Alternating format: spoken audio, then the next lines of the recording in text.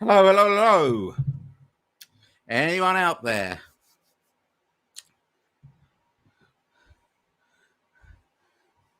Sixteen people having a look. Hello, everyone, and welcome to the first live stream of 2024. If someone's there, please let me know if you can hear me, see me, all that sort of stuff, all the things that Tommy can't do.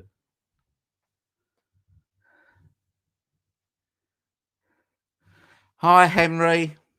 Nice to see you. Peter's here. Peter can hear me. Welcome, welcome, welcome, welcome. 20th Century Visits. Hi, Heath's here. Oh, it's 7 a.m. in Australia. And you have the day off. Great start to the week. That is a great start to the week. Hi, John. Good. Hi, Mac. Hi, Mac from Sin City. Tony's here from Germany. Hi, Charles is here. Noah. Yeah, I'm good. Thank you. Did you all have a fantastic Christmas and New Year? I hope so. And ready to take on another year in the Beatles world. Hi, Eric from Sweden. Hi, Patricia. Nice to see you too. And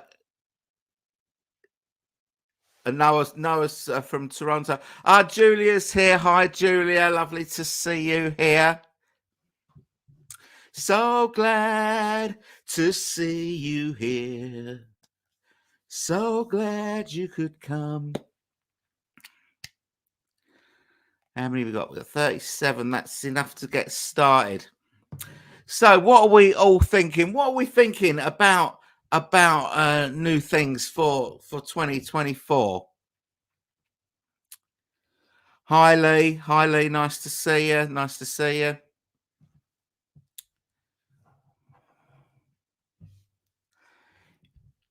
Is this going to be the year that the archives get going again, or are they dead in the water? What do you think? Hi, Steve. Nice to see you too. Hi, Rory. Rory from Scotland. Looking tired. John's going with Rubber Soul and Mind Games. He's playing it safe. Hi, Morris. Nice to see you.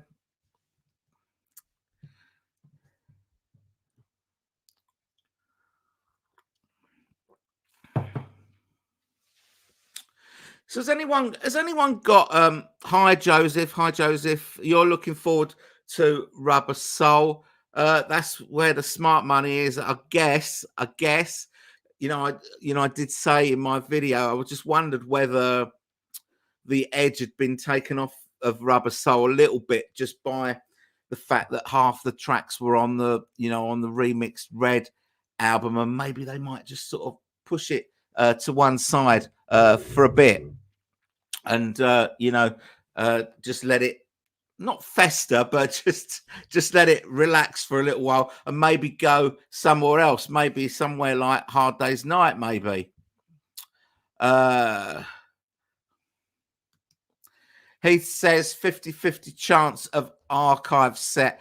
I'm thinking. Has anyone that's hankering after archives, is anyone not bothered whether the next one is London Town or Back to the Egg? Have you got something else that you'd prefer to those two? Hi, PK. Hi, mate. Wishing everyone a happy Beatles New Year. The same to you. Max says Hard Day's Night and Beatles for Sale box set, please. Both albums too good to pass up. I agree. The year is right. The year is right for those two. If as I said in my video, I'm not really sure what the situation is with anniversaries these days. Whether they matter anymore, or whether they just do whatever they want. Peter said the work has mostly been done, so an easy option. Yeah, on the we're talking about the remixing of the main album of Rubber Soul, but obviously there's more to a box set than just that. It's there's the outtakes to pull together, and there's the book and all that sort of stuff. All that stuff. Okay. Hi, Eddie. Nice to see you. Nice win for your boys today. Where are we? Paul. Hi, Paul. Paul, enjoyed your 2024 possible release video. I agree. Rubber Soul box as Day Tripper, and we can work it out. Also remixed on Red. Yes, indeed. Joseph says, I'm more excited for Rubber Soul. I would like a new album also for A Wonderful Life soundtrack. Yes, I saw that actually in your comments. Edward says the archive series is probably dead. Well, as I said in my video, if it was dead, then they shouldn't really have included a page on it on the second leg of the Got Back tour program, where they added things from the first leg, from the US leg. So if they can add things, they can take things away. If it was officially dead, then they probably would have taken that out. That is my opinion. I'm hanging on to that. I know that you're not interested in archives, Edward, so you don't mind if it's dead, but I think that there might be a little slither of hope that it might be still around. Morris said, I did see an interview with Peter Jackson, and he said he has only done the 7 tracks from Rubber Soul. Okay. When you say, because Peter Jackson's not actually doing the remixing, is he? It's his team that are doing. They do the separation. His team do. I mean, I don't expect he gets involved in that either. His team don't do the separation. Then they send the files to Giles, and he does the mixing. So maybe that's what he means. Peter Jackson means that they've only done the 7 tracks, which is interesting. Eric says, I want a live album, Washington, February 11th, 1964, plus the Ed Sullivan shows. Yes, this is important, particularly this year. That would be something that would be nice to get. Charles said, did you manage to get your 12-inch red vinyl changed with the you know what? We're well remembered for a start. No, I'm just too lazy. I couldn't be bothered. I couldn't be bothered, especially when I saw all that hassle that my subscriber Jason had getting his red and blue and all. I could not be bothered, so I didn't bother. So I'm suffering. I'm not really suffering. I wasn't. But put it this way, I wasn't bothered enough to go through the hassle, so I didn't bother. Probably should have done, but I just didn't. John said, I would love London Town back to the off the ground press to play. Me too. And I don't really mind what order they come in, to be honest, although probably my least favourite of those would be Off the Ground, I think. Steve says, Hard Day's Night and Beatles for Sale, please. A box set will be great, and Defo London Town. Patricia says, any project with Peter Jackson's enhancements is fine with her. That's good. I agree. PK says, the 1963 box set, a Beatlemania box set, and Rubber Soul box set. So 1963 box set, we're talking about Please Please Me and With the Beatles, right? A Beatlemania one is 64, Hard Day's Night, and Beatles for Sale, and obviously Rubber Soul. And what that would leave Help. That would leave Help on its own. But maybe. Terry says, happy 80th to Mike McCartney. Is that today? Peter says, those archives set passed me by, sadly. Would like to see something from him rather than just new colours new colours on latest stuff. Yes, indeed. Hi, Beatle Dave. Glad to see you here. I know you said you got an early start tomorrow, mate. So good, very nice that you've popped in. Very nice that you've popped in, mate. Heath says Rubber Soul will be looking we'll be looking more forward to outtakes as 7 already released. Yes, that's right. Martin's here. High tone, chaos and creation, not a bad track in it. I agree. Superb album. PK says Shea Stadium Blu-ray would be nice. Yeah, a lot of people shouting for that. Lee says, what Rubber Soul songs weren't on the Red album? Mostly the ones that aren't as good as the ones that were. Apart from I always loved the word. The word is a song that I always really loved. That wasn't done. Think for Yourself wasn't done. What Goes On. Run for Your Life. Wait. I'm trying to think now. I'm looking through you. Is that it? Something like those. So that was the other thing about the songs that were done. The kind of, the best songs have already been done from Rubber Soul.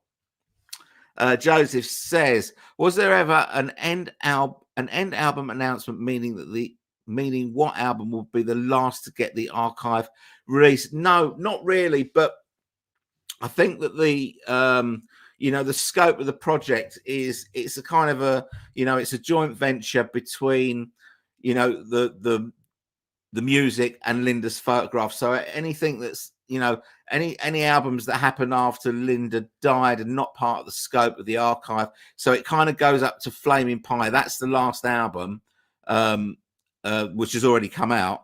So I think there's five studio albums left, I think, including Broad Street. Noah says, I would like the return to Pepperland of Paul. Yeah, good shout. Morris says, yes, he said 60 tracks were sent to his team by Apple to do the red and blue in the same interview. Okay. He says, more interested in outtakes of Rubber Soul. Think for Yourself discussion takes 7 songs already released. Yeah, the outtakes for Rubber Soul are going to be good, I feel they're going to be good. 20th Century Visits. Beatles to release all their albums to the best quality sound formats with demos and outtakes, please. That is what we are striving towards.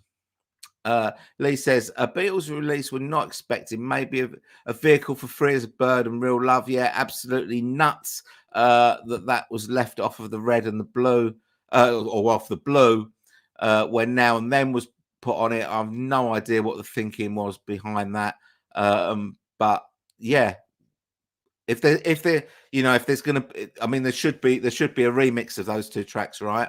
So they've got to go somewhere. Martin is agreeing with Lee. I thought you weren't a fan, Martin, of those 2. Maybe I was wrong. PK, Help fits the Beatlemania box set as well as Hard Day's Night and Beatles for Sale. Yeah, it does.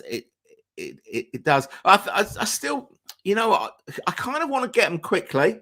But I kind of feel like they deserve to have their own separate box. You know what I mean?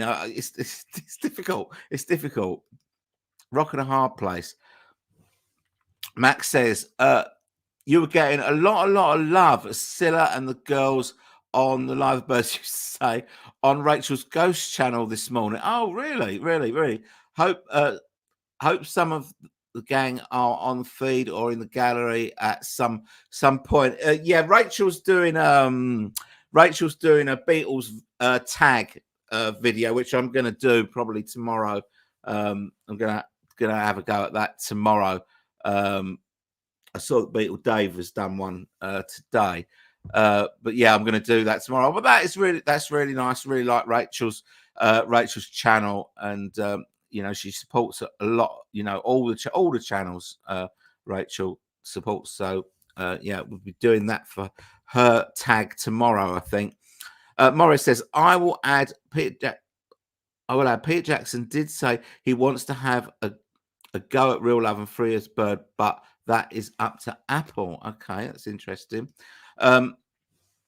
Eddie says, London Town, Back to the Egg, including the 79 concert box. Yeah, and possibly Kampuchea as well. We know Kampuchea was recorded both audio and video, because some of it has come out, on a compilation record, and some of them come out on the archives and everything. So yeah, slightly different set. Kampuchea, which I was at. Slightly shorter set, but they had the orchestra and all that sort of thing. So yeah.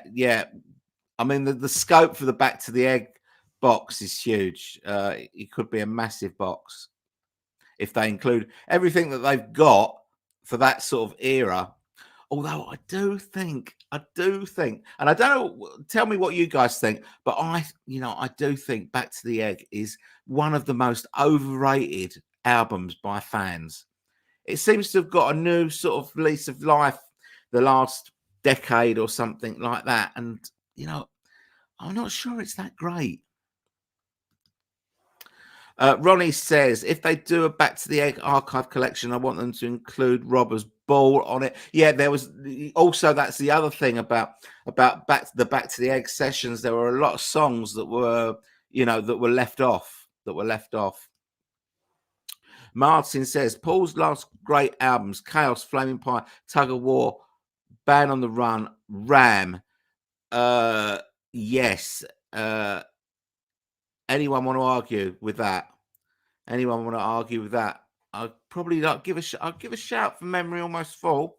I think I'll give a shout for Memory Almost Full. But yeah, those are the big hitters, aren't they? Those are the big hitters. Paul says, evening Tone, do you think we will see a physical release of the McCartney and Harrison Atmos mixes on Blu-ray? What are we talking about here? We'll see physical releases of the McCartney and Harrison Atmos mixes. I'm not sure what albums we're talking about there. I think as far as the Beatles go, as far as the Beatles box sets go, the Blu-ray I think is dead. There won't be any Blu-rays included in Beatles box sets going forward, I don't think. But that doesn't mean. I mean, John Lennon's including Blu-ray. There'll be Blu-rays in Mind Games. The McCartney archives have had Blu-rays, but not Atmos mixes. I don't think. I don't know. I don't know the answer to that.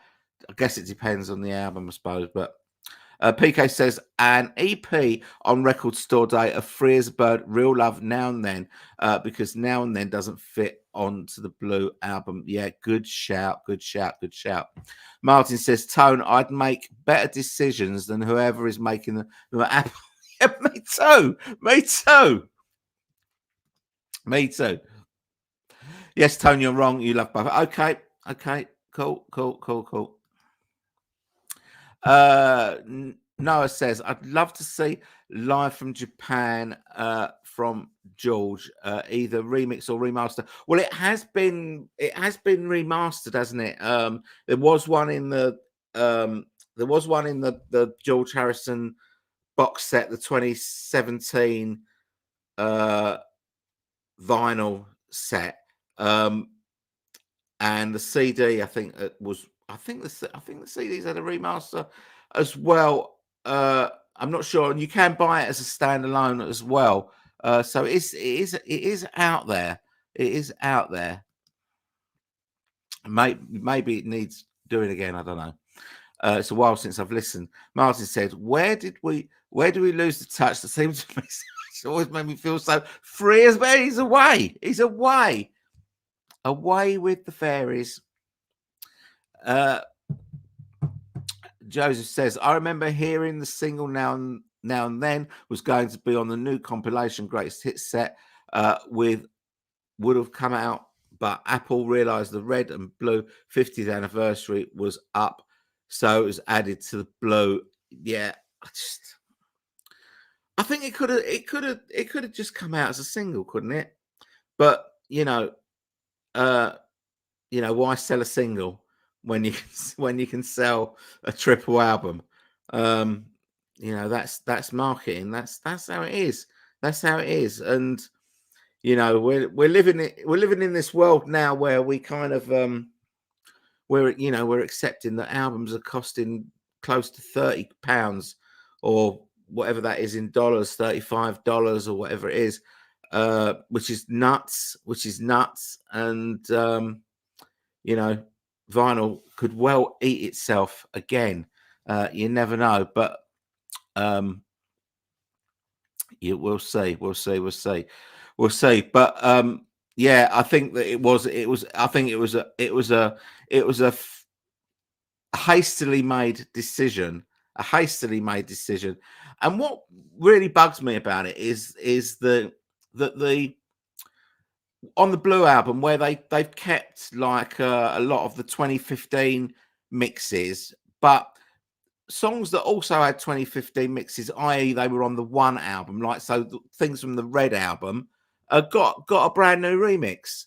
So that was weird. I thought that was weird that things on the Red album that were on the one album got a 2023 remix, but the things that were on the one album that were from the Blue album kept the 2015 mix. Any thoughts on that, anyone?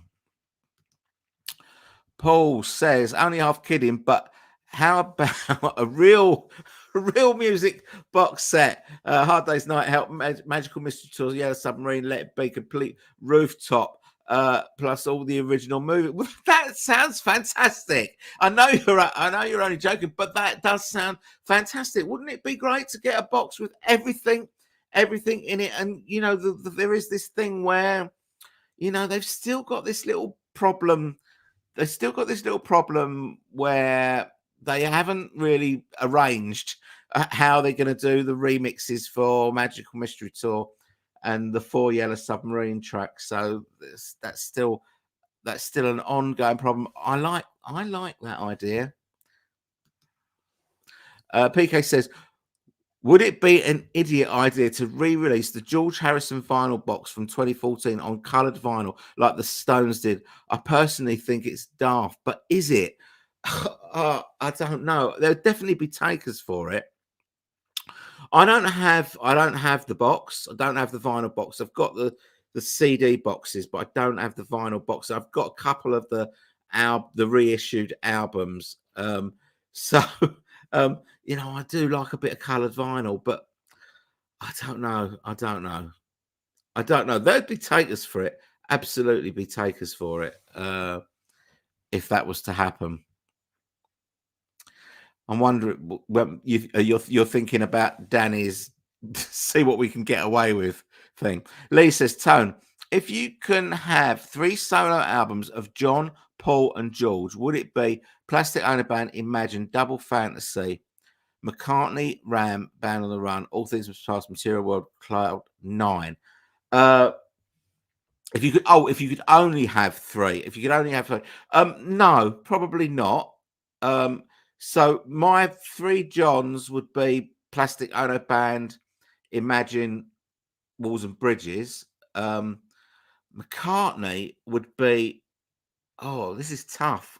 Would be Ram, Venus and Mars. Oh God, no! And then I'm stuck because there's loads. Band on the Run, Chaos and Creation, Flaming Pie. I'm going to leave that. George. All Things Must Pass. Definitely. I would be going for my 3 would be All Things Must Pass, 33 and a Third, and the eponymously named George Harrison album. Those are my 3 George Harrison albums. Ivor's here. Hi, Ivor. The red and blue remixes were mostly great, but what happened to She Loves You? It sounds muffled on lo-fi. Yeah, it did.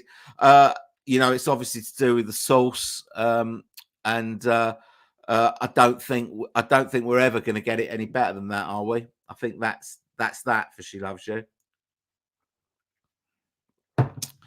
Unfortunately, could have been so good. Could have been so good. So much energy in that song. Charles says, "Back to the Egg videos lifts the album for me." Those videos that they did down at Limp Castle and all that we had those. The album came out in 1979. They showed that the videos that they made, it was only like about 30 minutes, 35 minutes, something like that. They showed that on UK TV in 1981. That's when it happened. 1981. Anyway, David says, "Hi, Tone. Do you think there'll be a 4th anniversary of release of McCartney? McCartney 3, you mean? Yeah, McCartney 3 later this year. Yeah, of course. Yeah, there will. It'll be the album, but with those 4 tracks, those 4 bonus tracks that are on the Japanese version, probably." Heath says, "Back to the Egg. Apart from Old Times, is pretty dull, to be honest. Not one I listen to much at all. I prefer London Town and a lot more, and even McCartney too. I definitely prefer London Town to Back to the Egg. I think I would probably go Back to the Egg before McCartney too, because that's one of my least favorite albums. But yeah." Right. Okay. Lee says, "I agree." Oh, Mark, we'll talk. Lee's agreeing with Martin. Tug of War, Flaming Pie, Chaos is best after John's death. The only ones worth listening to from this period, in my opinion. Martin says, "I know my stuff. It's the undisputed truth." Stephen G is in the house. Hi, Stephen. Hi, Tone. Late to the party. You're not late. You're not late. We've only just started. Late to the party, and great to be part of your latest live stream. Had the Beatles Love album on earlier, and a part 2 would be awesome. Yeah, it's really great. The Love album is one of those things that you kind of you hear something you've missed, don't you? You hear something each time you listen to it. Didn't hear that the last time. I've always really liked that. It was just so different at the time, different to anything we'd ever had before. It was it's quite a revolution. I know a lot of people hated it because it's it's a bit of a mashup, as the kids call it. I always really liked it.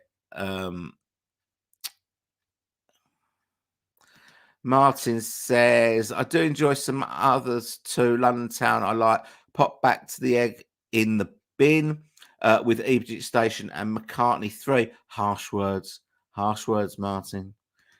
David said, "Oh, this is talking to PK."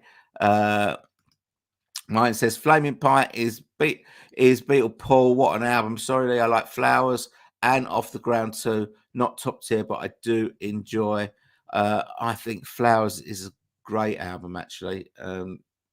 Off the Ground, not so much." Right, where are we? I didn't realise that Tone. Great point about the one album remixes. Okay. David says, "I actually really like Off the Ground album. I want it as an archive." Yeah, I still want it as an archive. But I kind of think of it in a kind of a tug of war to Pipes of Peace type thing. Like half of it is sort of stuff that wasn't quite good enough for Flowers in the Dirt, ended up on Off the Ground, and a lot of them are making up the numbers. There are some really good songs on it. The one that really divides everyone is Biker Like an Icon, and I really like that. I just like story songs, I guess. Charles says HMV are selling some Beatles albums for £20. Yeah, so are Amazon. Actually, I did see that the remix, the Giles Martin remix of Let It Be, the standalone album, just the main album. I think they got it for 19 quid at the moment. If you're after that on vinyl. Where are you? I'm trying to avoid people talking to each other. Stephen says I'd release the Beatles mono box in coloured vinyl. Now that would sell. It really would. It really would. And we're kind of looking at the Stones mono box on colour vinyl as well. That they did. The mono box really does need to be reissued. There shouldn't be Beatles music that's out of print. It shouldn't happen. It shouldn't happen. And yeah, I'd welcome that. I'd like to see that. The only trouble is, if it came out on coloured vinyl, I'd probably buy it again. Rory says, have you any interest in the music of Liam Gallagher and John Squire are going to release? No, I mean, I like Oasis. I think I've got the first two. I've got the first two Liam Gallagher albums. I think I've got all the High Flying Birds albums. John Squire, not so much. Martin says John's first two albums brilliant. Love and How Perfect. He's talking about the proper album. You're not talking about Two Virgins and Life with the Lions, are you? Paul says, I was thinking of the Atmos mixes currently only available on streaming. The Harrison catalogue was released last February, and McCartney has released 1, 2, 3 Rev Rose Speedway. Would love to buy them on Blu-ray. I don't know. I don't know. So they're streaming only, are they, at the moment? I don't know whether they would get a physical release. Mac is doing a conversion from sterling to dollars. Sadly, I feel the fans are more enthusiastic about new Beatles releases than Apple. Thank God for Peter Jackson for making us feel somewhat optimistic. Yeah, I think so as well. But it's crazy. But it's their job. It's their job to sell us records. So they should be interested. They should be interested in what we want. There should be some sort of. I mean, someone suggested it in one of the comments. There should be some sort of fans forum or something like that. I have no idea how you would organize it, but there should be some sort of consultancy fans forum where Apple come and say, what do the fans want, and we tell them, and then they go away and they give it us. That's how it should work. And then they sell like loads of records, they make loads of money. That's how it works. Nuts, isn't it? He says, have always wondered what your favorite Beatles album is, and has it changed with the release of the new remixes? No, it hasn't. So my favorite album has always been the White Album. It's always been the White Album, and that hasn't changed. I don't think the White Album is the best remix that's been done so far. But it's still my favorite album, and I do really like the remix of the White Album. But it's how it is with Giles. You've got some hits and some misses. Steve says, did you pick up the 1979 George Harrison album because you like saying the word? No, I do like saying the word eponymous. But yeah, no, I didn't. I do think it is. I think it's a great album. I do think it's a great album, but I like how you're thinking, Steve. Martin says McCartney has a better album in him than 3. Yes, probably. But Martin says McCartney 1, 2, 3 in that order 1 is underrated. I'm kind of not quite in reverse. I'm 3-1-2 for me. Nick's in the house. Nice to see you, Nick. I have to say that I'm getting very, very, very, very worried about ever seeing London Town, Press to Play, or Back to the Egg archives. I know you are optimistic, so keep encouraging us. I'm trying, but I need the carrot as well. I need the carrot as well. And as you know, as I said, I'm hanging on to this thing about it being in the Got Back second leg tour program. If it wasn't, if it was dead, they would have taken it out. They wouldn't have had a page that said, look out for more archive editions coming soon. If it was dead, surely that would make no sense at all. Don't forget to. I hate to ask this, but if you haven't, give the streamer a thumbs up. Give it a like. Obviously, if there's anyone on here that hasn't subscribed to the channel, you fancy getting involved, subscribe to the channel. That would be great. Martin loves Old Siam, sir. Paul says, I know it's an unpopular opinion, but I've always felt Back to the Egg and Driving Rain are two of the strongest McCartney albums. I massively prefer Driving Rain to Flaming Pie. Well, that is right. First of all, I really like Flaming Pie. I think I really like Driving Rain. I think it's got some great moments on it, and it's a little bit inconsistent. It's a little bit long, but I think it's got some great moments on it. I don't think it's as good as Flaming Pie as a complete album. If you look at track by track, I don't think it's as good as Flaming Pie. But I do have a lot of time for Driving Rain. Martin says, most underrated Paul album, I'd say Off the Ground. I'd say Driving Rain.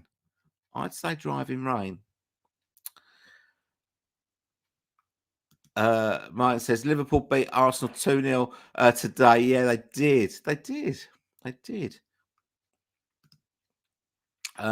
Martin says, Love album has one great track. The trio of songs mixed. I'll drive my car.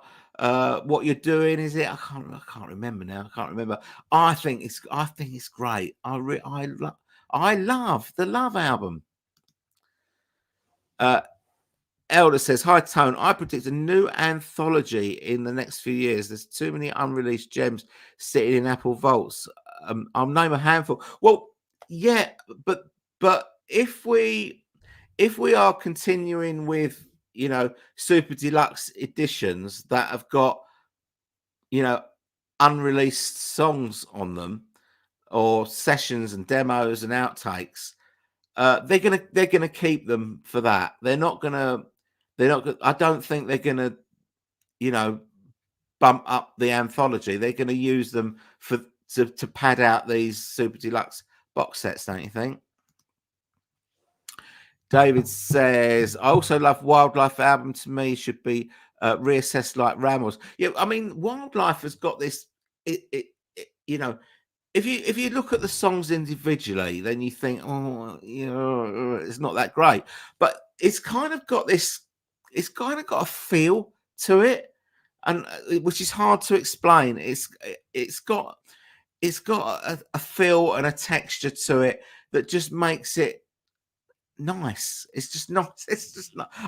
I mean, it's an album that it took me years to really appreciate it. I think when I first got it when I was a kid, when I was getting I was picking up all these albums just because they were by a Beatle. I hardly ever played it. But and this is where I think like the archive comes into its own, because I think it kind of breathes new life into some of these old albums. That's good. It's talking Palace and the King of Birds. These were that was a song that we heard, I think, in the Get Back film, didn't we? I think, if that's right. Nick says, Nikki's saying, for me, it's McCartney 3, McCartney 2, McCartney 1 in that order. So we've got 3 people that have put their McCartneys in order. We've come up with three different variations there of niceness. Max says she loves you. The original single and 2019 CD single blow this version out of the water. If only they had done more research. Look how many 2023 mixes got on this new Blue album. Still love them. You have to. Yes, absolutely. Elders shouting it out. No, not Carnival of Light. No one wants it. No one wants Carnival of Light. I'm sure they don't. Well, Carnival of Light. I'm sure it's I've said this before. I'm sure it's one of these things that you're gonna hear the first 2 minutes of it, and then you've had enough. You've already had enough, and you never want to hear it again. And everyone's shouting for Carnival of Light, and I'm not sure that anyone really wants it, really. But maybe they do. Maybe they do. Let me know. Let me know. David said, if Flowers had the original demos with Elvis on it, it would have been a masterpiece. Okay. I mean, all the original demos. I had all the original demos on a bootleg called McCartney and McManus, I think it was called, or something like that. Before the archive of Flowers in the Dirt came out, and the demos are great. The demos are great, but I don't think are there any demos? Are there any demos that are better than the final version of a song? I don't know. I'm trying to think. I'm trying to think whether they are. I mean, I just love all the songs that they did together. That they finished. The ones that some of them ended up on B-sides, like Back on Your Feet, and some on Flowers in the Dirt, some on Off the Ground, some on Elvis Costello's album Spike, and the one that was after that I can't remember what it's called now. The one with So Like Candy on it. What's it called? I can't remember. I can't remember what it's called now. But I thought they were all great when they were finished. Joseph said that's a great way to look at Off the Ground and Flowers in the Dirt. I'm not sure what that was. When I was saying about it being sort of left over sort of thing. PK says, enjoy the chat, everybody. I gotta go. Have to bring the wife to a job at the hospital. Take care and enjoy spinning and listening. All the best, PK. PK from the Netherlands. Nice to have you here. Thanks for dropping in. We'll see you again soon. John says, pretty dull game between Arsenal and Liverpool, but great Arsenal should have won, but I'm pleased Liverpool won the game. I didn't see the game. Don't really want to talk about my team tonight. Stephen G says, personally, I've always said Wings Back to the Egg is McCartney's most underrated work. Come on, get it released with London Town. Joseph says, I agree, David. They really missed the mark on the Flowers archive. Martin says, Tone, someone on here the other week said, From a Lover to a Friend was better than Maybe I'm Amazed. I do remember that, actually. I can't remember who said that. But everyone hears things differently. That is quite out there as an opinion. I feel that's quite out there as an opinion. But each to their own, I guess. Everyone hears things differently. Is that the same? You've already asked me that question. Dave says, I think me and you should be running Apple Town. It'll be a laugh. Dave. We'd have a laugh for sure. Derek says, I think 33 and a Third is very underrated. So do I. It's a great album. Love it. Peter says all the record companies need to do is talk to the YouTube people like yourself to know what we want. Yeah, but probably everyone will come up with something different. I get what you're saying, Peter. I mean, you know, I personally wouldn't expect to be consulted with my little channel, but some of the the bigger channels could get involved. But it would be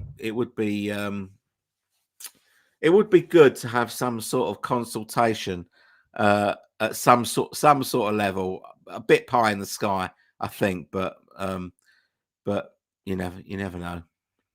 Martin says, Beatle Dave, I'd give you both a job. Nice. Felix just gave, I'm not sure what that means. Just gave.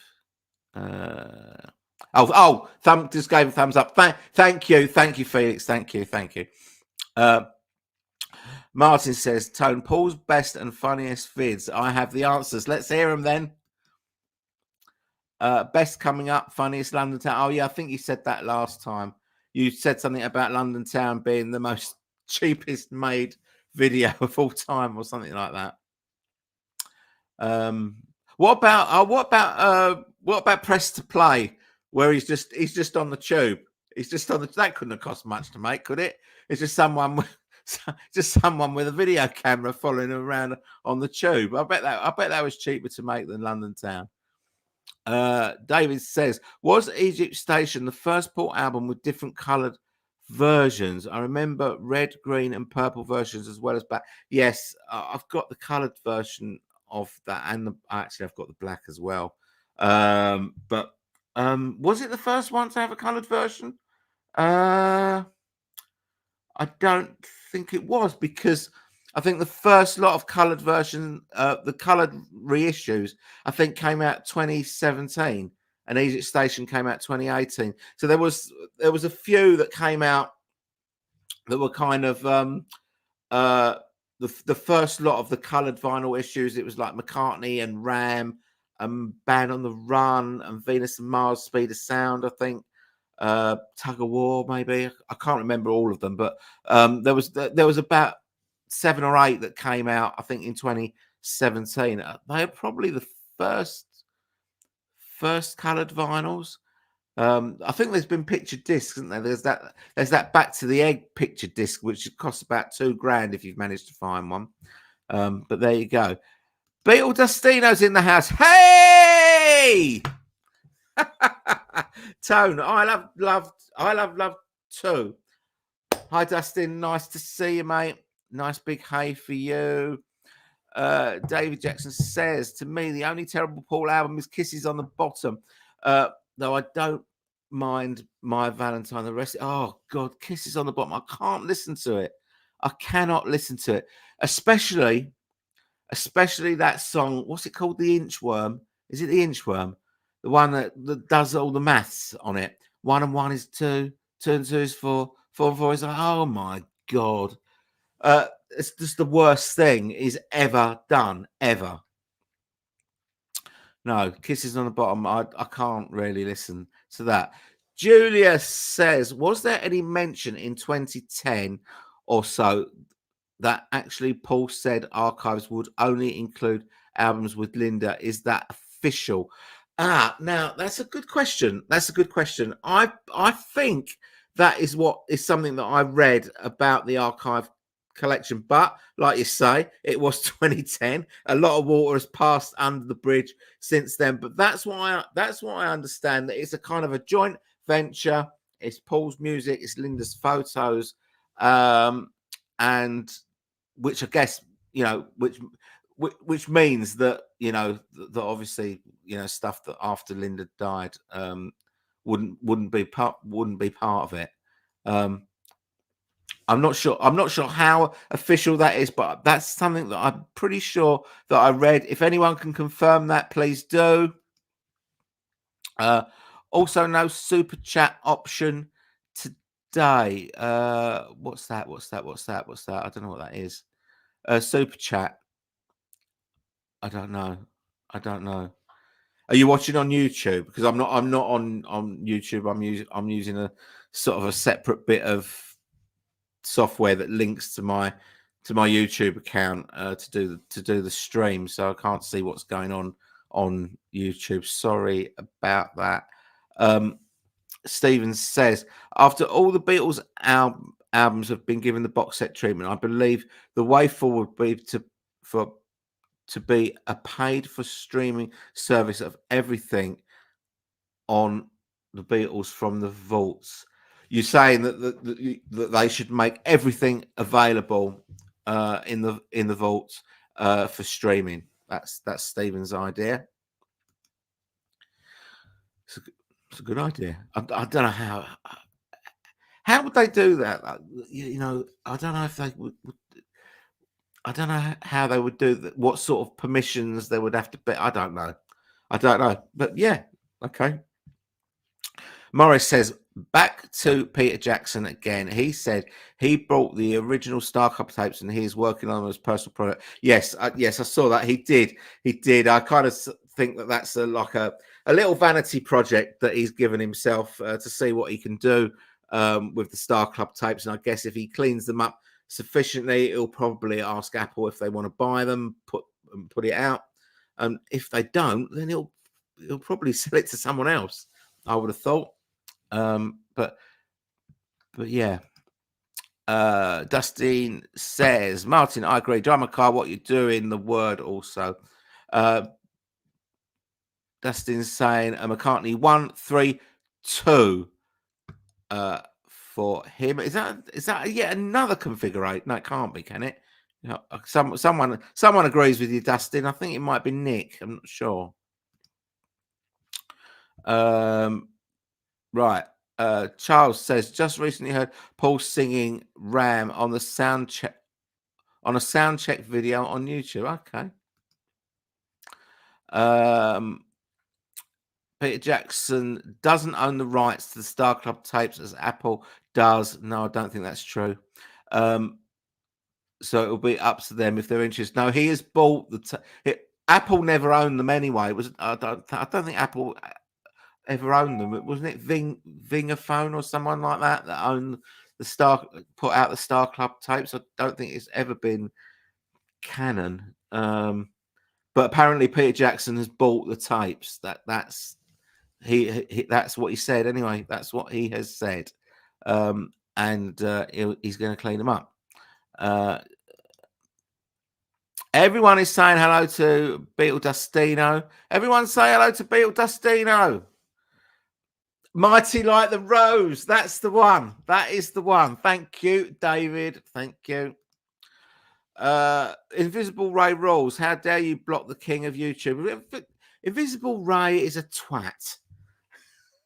Sorry, but he is. He's like 60 years old and he types. He's like he's 12. He's a silly boy. He's a silly boy. Hi, Rachel. Hi, Rachel.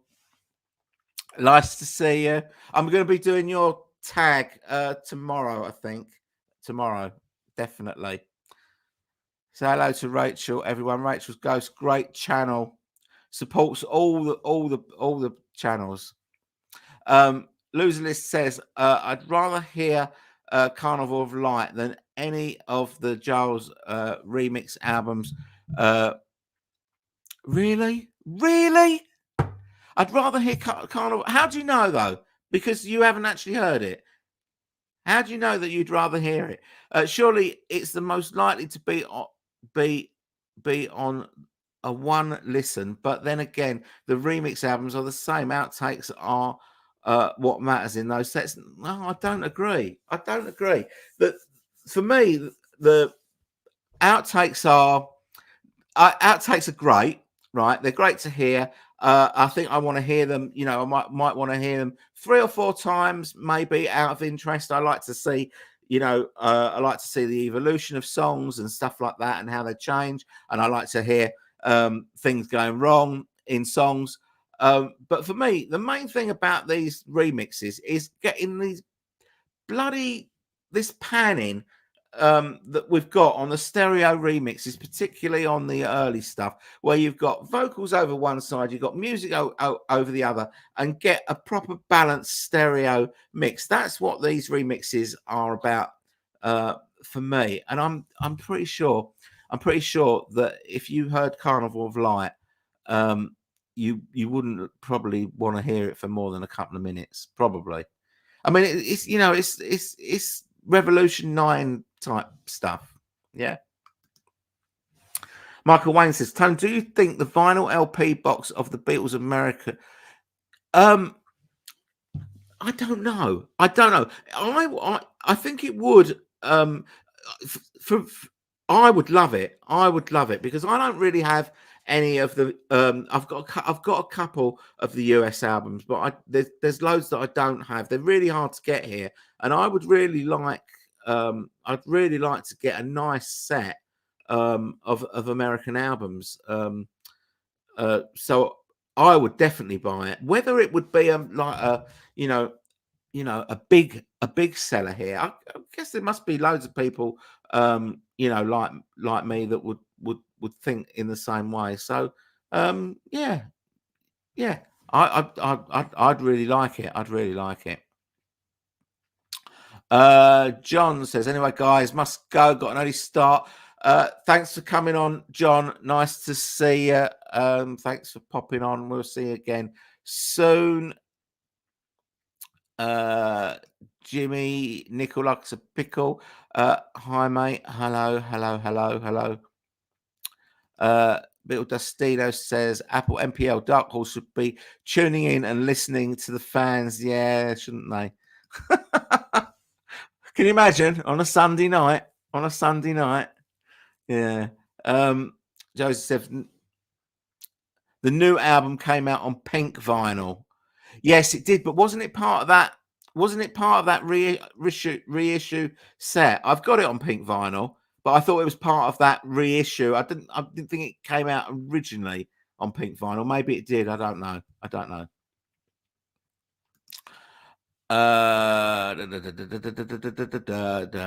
People talking to themselves, to each other.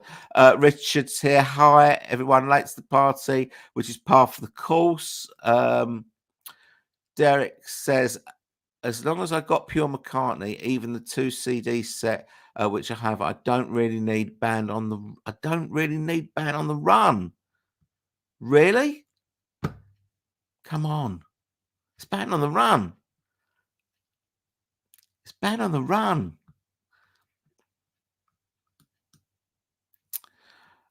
Morris says, I agree with you about Kisses on the Bottom. Martin says, on Egypt Station, Paul tries too hard. Yeah, there are some dubious moments. I think there's some good moments on Egypt Station. But what I can't understand is, someone explain this to me. I think the 2 worst songs for a bloke of Paul McCartney's age to be doing live is Come On To Me and For You. I just that's not right. It's just not right. There's much better songs on that album, and those are the songs that he does live. Anyone got any views on that? I don't want 80-year-old Paul McCartney coming on to me. If you know what I mean. But you know what I mean. It's just I don't know. It just I think they're the worst 2 songs on the whole album. And those are the songs that he's doing live. Crazy. David said, let's hope Paul doesn't issue an archive box of all the Richard says, I have super stickers and super chats available, Julia. Okay. I don't know what this you're talking in things I don't know about. Duncan Moss is here. Right. Duncan says, I have spent much of the afternoon going through my 7-inch singles. I have a single of this one, and I noticed that the God on the picture cover looks like Michael Jackson, deliberate or not. Ugh, I don't know. I don't know. I can't think of it. And if I go and look for it, then I'll be even further behind with the with the with answering the thing. Rachel says super chat allows you to take £1 donation. Ah, right. Oh, okay. Thank you, Rachel. Sorry, I'm so new to this. I'm so new and naive, and I don't know about these things. But okay, thank you. I understand now. Uh, right. Okay. Now, Charles says, Toad, you must like all together now. That's accounting. So yeah, that well, you know,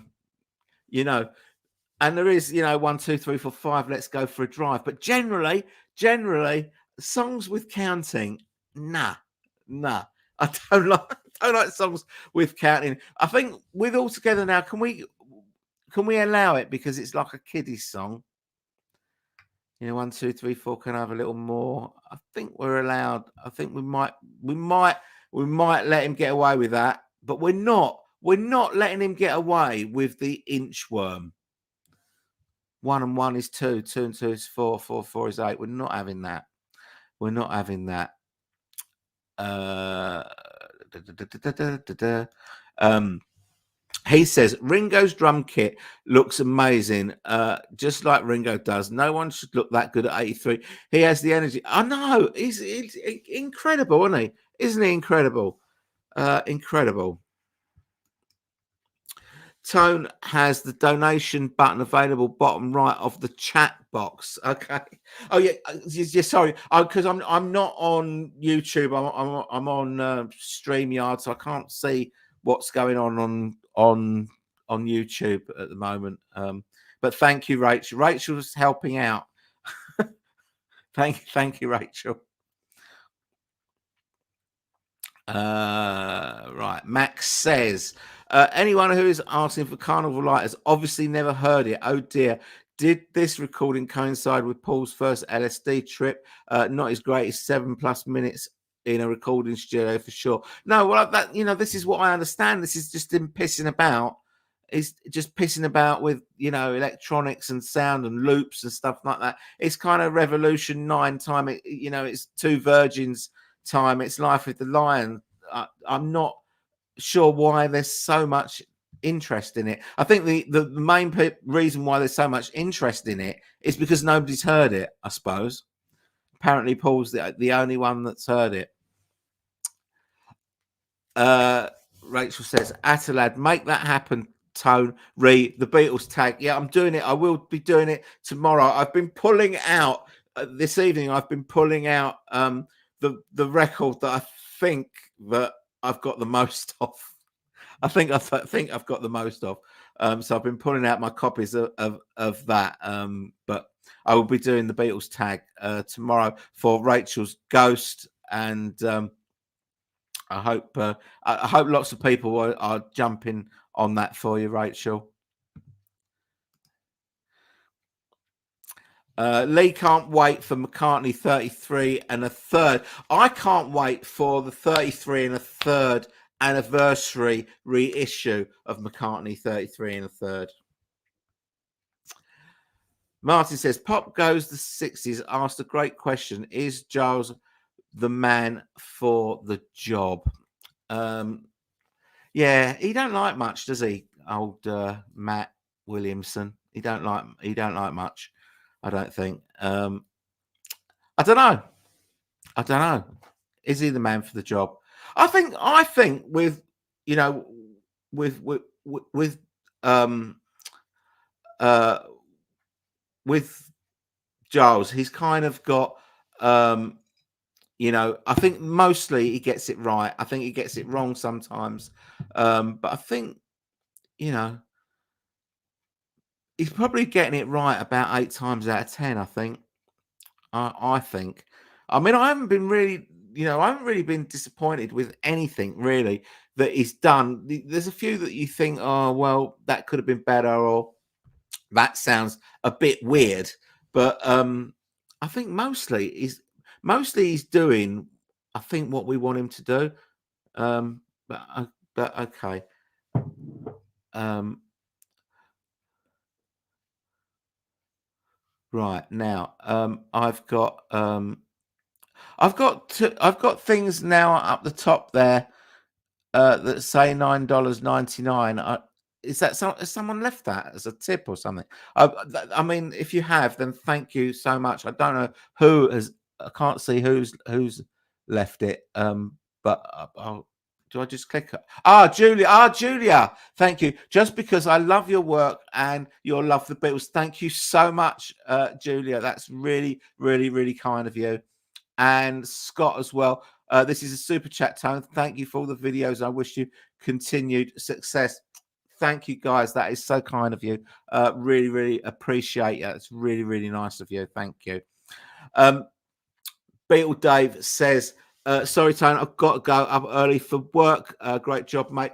Cheers, Dave. I'll see you around. I'll speak to you soon, mate. Nice of you to come. Hope you have a decent day at work tomorrow. Dino V is here. Inchworm. Paul, MPL, own the rights. Paul produced it for Mary Hopkins' postcard album, and it influenced Bowie to write Ashes to Ashes. I love it as it takes me back to Danny Kaye singing it. Okay. I just think it's terrible. I just think it's terrible.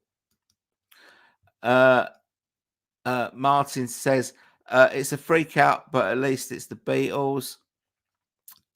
Rachel says, have good sleep, Dave. Steve Stuff, loser list 69 is trolling. Don't feed him. I can't. I don't know where he is. I don't know where he is. But yeah. Duncan Moss. The Star Club tapes were offered to Brian Epstein in the 1960s by a guy who made them, and Epstein told him her was not interested. He should have bought them. Huge mistake. Yeah, but you know, I mean, it'd be interesting to hear the Star Club tapes cleaned up, because they're well. I was gonna say they're pretty much unlistenable. But if you listen to those, which I did, and compare them to that the Stowe School recording, they're much better than that. They're much better than that. So it'd be interesting to see how what they sound like cleaned up, whether you get that like energy of Hamburg sort of coming through from that. But I just wonder how often you go back to that. It's a historical thing. It's one of those things it's historical versus musical, isn't it? I think it's definitely a historical thing to be able to hear those good. On the Star Cup tapes, Wikipedia says this about it. The Beatles were unsuccessful in legally blocking. Yes, I remember 1977 is when they tried, which was just after I kind of got into the Beatles. 1977, the Hamburg album and the Live at the Hollywood Bowl album came out very quick succession. So the Hamburg wasn't, was on this Lingerphone, and obviously the Hollywood Bowl was an official sort of, Parlophone Apple release sort of thing. And they tried to block it. The recordings were reissued in many forms until 1998, where the group were awarded full rights to the performances. Thank you for that. Yeah, it's coming from Wiki. Dino says, I hope Carnival of Light is never issued. No doubt it is awful and should be unreleased. We must not have everything released. Yeah, I agree. There's got to be some sort of quality control, right? Tell that to Life with the Lions. Right. Okay. Steve says, if the American albums were the original versions, then yes, I'd love a remastered box set. This is the Dexter mixes. Is that right? Is that right? I'm so don't know enough about the American recordings. It's quite shameful. But yeah, I understand that the box set that they put out 10 years ago, was it? 10 years ago was not the, it was the 2009 remaster, not the original Capitol mixes. Is that right? I think Dustin explained this to me at some point. I can't remember, but anyway, yes, I would really like some of those. Well, I'd like a full set of the US albums to come out. Yes, the new album was on pink vinyl in the second wave of the coloured vinyls. Yeah, that's what I thought. Derek says 5 songs from Band on the Run already on Pure McCartney. Yeah, but what about the other 4? I mean, Band on the Run. Band on the Run is an album. Albums have got to be taken as as a piece of art with a proper, an opening track, an ending track. That's why I always used to hate when CDs first came out and they used to tag little, extra B-sides and live tracks at the end of on CDs to make you buy them again. I never used to like that because I like my albums to be like albums are supposed to be.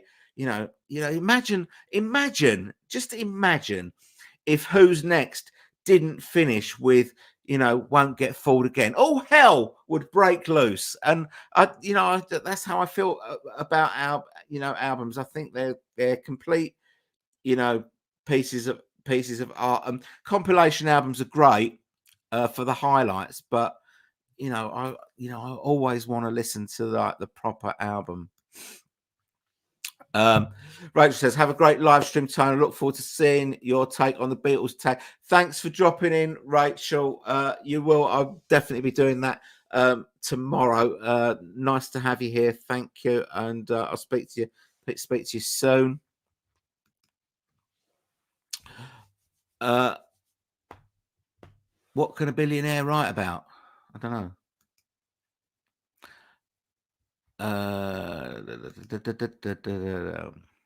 Joseph said, I agree, Tone. Those 2 songs are good, but not great for live shows. I was talking about the Come On To Me and For You.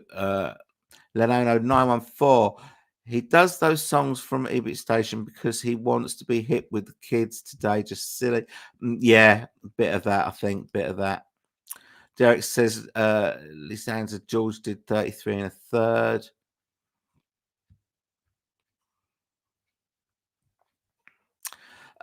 Patricia says, I wouldn't mind 80. I wouldn't mind 80-year-old McCartney coming on to me. Nice one, Patricia. Martin says, me too. A carnival light will be crap, but who cares? That didn't want people demanding now and then. But who cares that didn't want people now and then? Okay. Joseph says he could have done Home Tonight in concert and it would have gone over much better. Felix says, I love the Capitol Yearbox Volume 1. Those are well done remastered CDs by Ted Jensen. Very true. The first 4 American albums.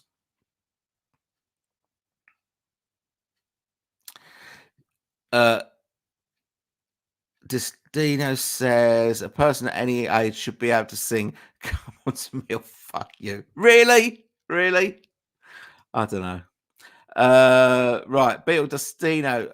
Same applies to no one at any age should sing those songs. Yeah.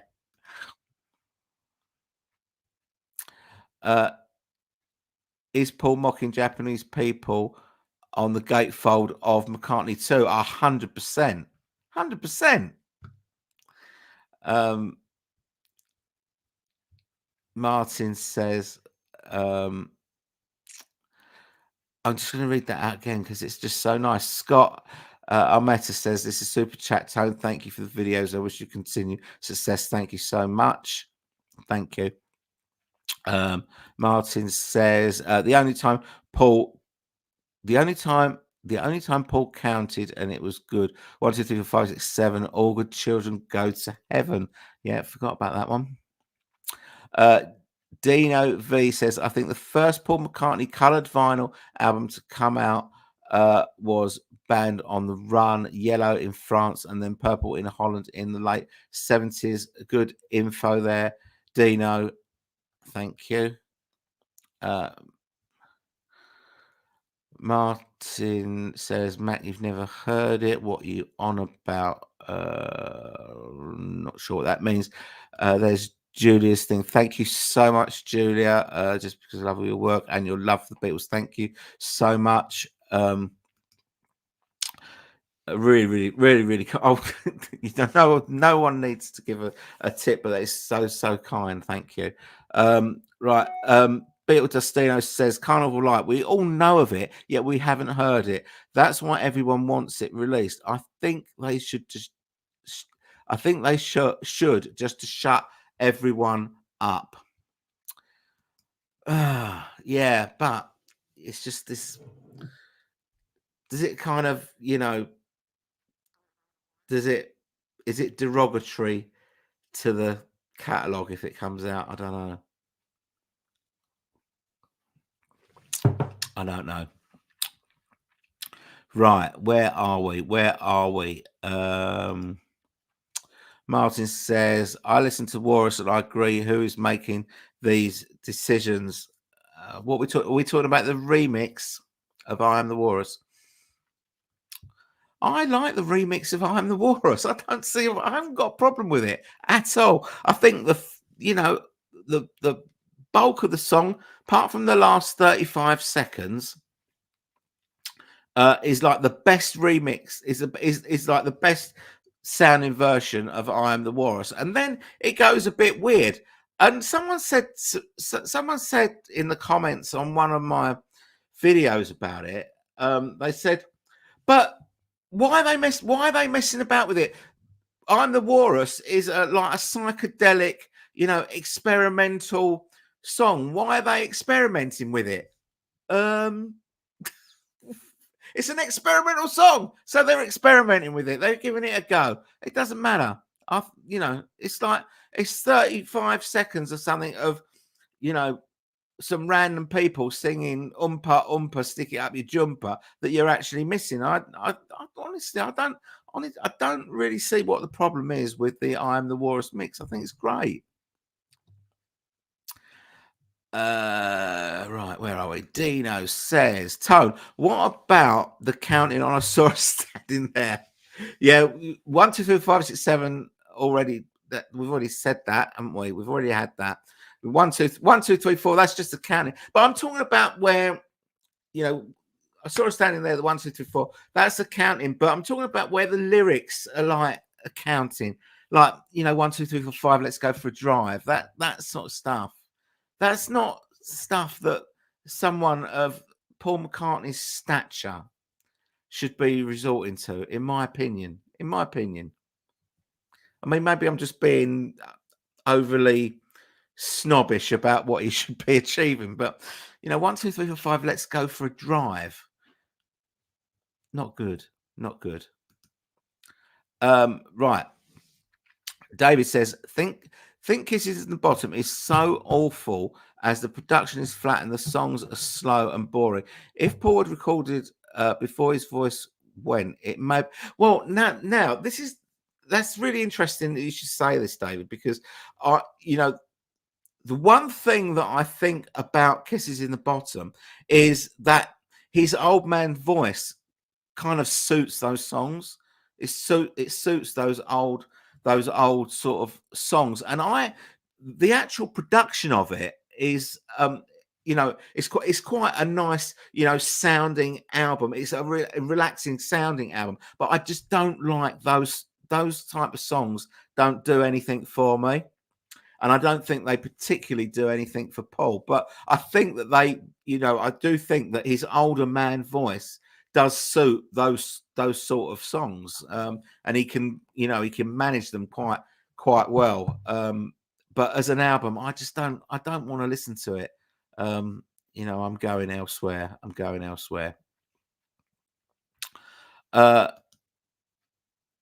Richard McClure, thank you so much. Oh, this is very, very kind of everyone. Really, really nice of you. Thank you so much Richard, just because you're a regular bloke. That's really, really nice. Thank you. Everyone is being so kind tonight. Thank you. David says, Dino V, yes, Band on the Run had a picture disc too, as well as the ones you referred to. Linger Song, that was the label, wasn't it, for Hamburg, right? It was kind of purple, if I remember rightly. Max says, Giles has one hell of a difficult gig, trying to preserve honour, his father's legacy, satisfy the Socks and Sandals Brigade, and more importantly, satisfy Paul. Yeah, I do agree. It's, you know, it's very easy. It's very easy to criticise, you know, the work that he's doing. And you know, let's not make any bones about it. He's getting paid very handsomely for doing it, I'm sure. I'm sure, but he is never going to please everybody. He's never going to please everybody, and you know, that's the way it is. And it's a bit of a percentage game, and that's kind of what I was saying before, where I think kind of 80% of the time I think he gets it right, and that's not bad.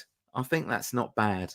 It's not an easy thing to, you know. I mean, you think about how many millions of Beatles fans there are, and you know what we're like. We moan at anything. We find anything.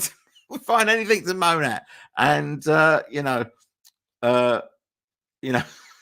So it's not. We're not an easy crowd, are we? We're not an easy crowd. Pete says, why do you think the Lennon camp passed over on Sometime in New York City for mind games? I don't know. I think that there's a number of reasons. I mean, a lot of people are saying because of that word. Let's just say, you know, woman is the figure of the world. Even though it's not meant in a racist way, it's, you know, that's how it would be perceived now. But when you look at it, when you look at it, you know, going back to 1972 when that came out, there have been multiple reissues of that album. It's come out. There hasn't been a problem. You know, the cover has got the word, you know, the cover is like the newspaper style. It's got the word on the cover. It's there, bold as brass. That's possibly one reason. That is possibly one reason. And maybe the Lennon camp didn't want that all kicking up because of that. The other reason is it's an unpopular album. It's an unpopular album. It's a controversial album because it's not just that. It's not just that song. There are songs on that album that are pro IRA, you know, which is, you know, very, very sensitive in the UK. And you know, there's songs about prison riots and all this sort of thing. I mean, I personally would have loved Sometime in New York City to come out as an archive edition, because I just think there's just so few. You know, we've got hardly any John Lennon albums, you know, and we can't afford to lose one. That's how I feel about it. And although it's not a great album, it's not a popular album, it would be a hard album to sell. I would still have loved to hear the evolution of these songs, you know, them coming together and that sort of thing. You know, I just think that would be fascinating. I think it's a real missed opportunity, and it's a real cop out, and it's a shame. And I hope they reconsider, but I don't think they will. I think that the ship carrying Sometime in New York City has sailed, unfortunately. Right. Okay. Lee says, Tony, in my opinion, All Things Must Pass stands out and is so special because it captured a unique gothic atmosphere, never again recaptured by George. If one could turn a Friar Park into music, if one could turn Friar Park into music, it sounded like Friar Park. Right. Got you. Yeah, good point. It is a fantastic album. And yes, if if an album could sound like a stately home, it would probably sound like Friar Park. I'm sure. I'm sure. Uh, Dustin says, "I'm with you, Tone, on the proper albums over compilations." Martin says, "If John had lived, Paul's vanity project, Let It Be Naked, wouldn't have happened. John was boss, revisionism to the max." Yeah, well, you can call it revision.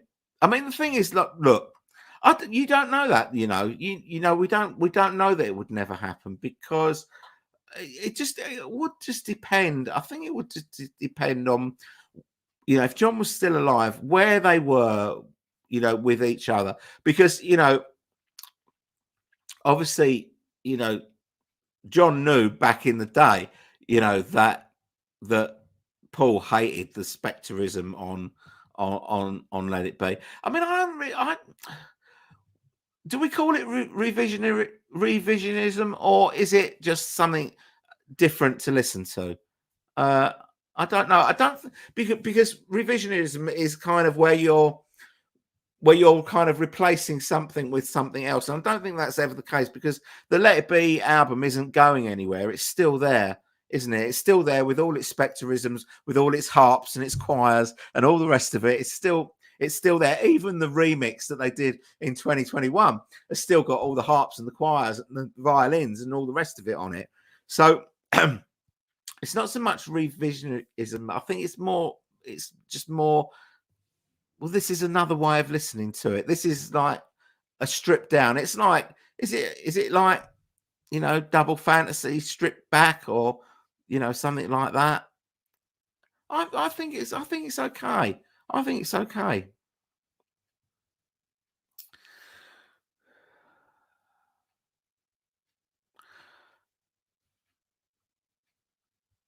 Right. Well, there's a version of the Stowe School recording that has been cleaned up with vocals brought up in the mix, and annoying AC sound is lowered, making it much more enjoyable. I haven't heard that. I haven't heard that. I have to say. PK, you back? You back? The Hamburg tapes were or still owned by Ling Songs, an obscure German label back in '77. So I duty brought. Oh, so done your duty. Brought the wife to her job. I'm going go for a good night's sleep. It's 11:15 over here. Okay, mate. Good night. Good night to you. Thanks for coming back. The Walrus was Daddy says, wasn't there a white band on the run in the late 70s in the UK, unless I've dreamt it? I don't know if there was in the 70s. Dino might be your man for that. There was definitely a white vinyl version released in 2017, I think, because I've got it. And very nice it is too. Very nice it is too. Looks very nice against the black label. PK, he wants Carnival Light. Really, I mean that. I listened to Revolution 9 or George's Electronic Sounds, but now I'm off enjoy listening, spinning records. Leno says, I always thought that Macca was making a dig at John and Yoko in the Macca 2 gatefold. It did come out pre 8th of September 1980. The remix of Walrus makes it sound even weirder, which is always cool. I think that the Japanese thing that he does on the cover of Macca 2 is really a dig at the fact that he was in prison there, right? That's what I'm thinking. Stilo says, I honestly don't want Carnival Light release. From what I've heard about it, it just gets sickening to hear everyone go on and on about it. Derek Roberts says, the reason why sometimes New York City is too political.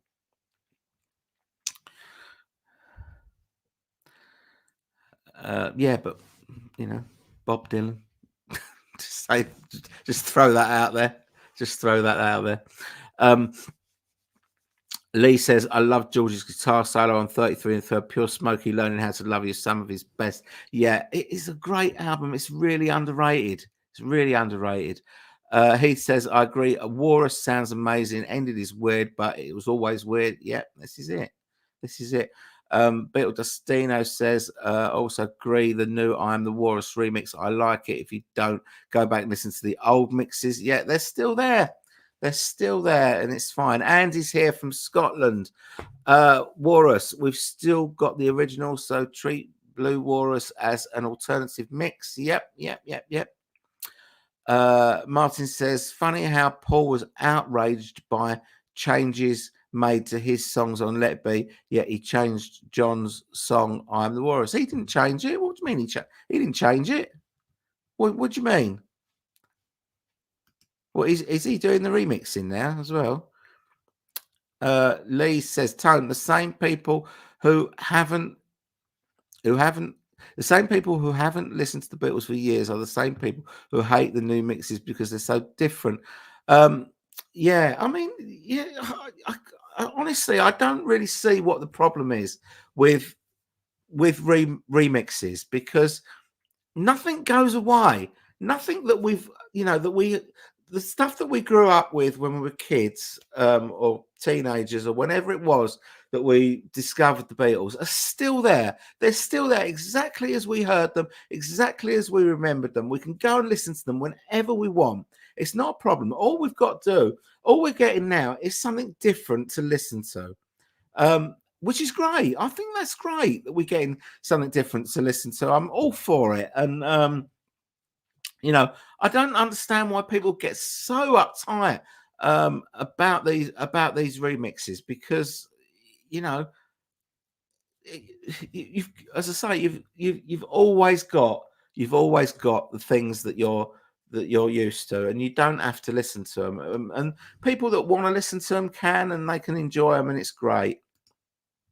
Come on, let's lighten up, guys. Lighten up. We are the most moaniest bastards out there. Beatles fans will find anything to moan about. They'll find any little angle to have a little moan. There was an instrumental track on McCartney 2 called Frozen Jack. There was indeed. Chris Snyder says, I agree, Tone, about the counting in his solo album was lame. 1, 2, 3, 5. Let's go for a drive. Not good. Lee says, I want the new mixes to be different. Otherwise, just remaster it. Exactly that. Derek says, Paul was arrested, in Japan, 1980. I think that's what that was about on the cover. Woodland's Wig said, make them sound better. Do not change the songs under any circumstances. If fans are okay with that, why not just do a Love mashup with the entire catalogue? Well, it's not an either or, is it?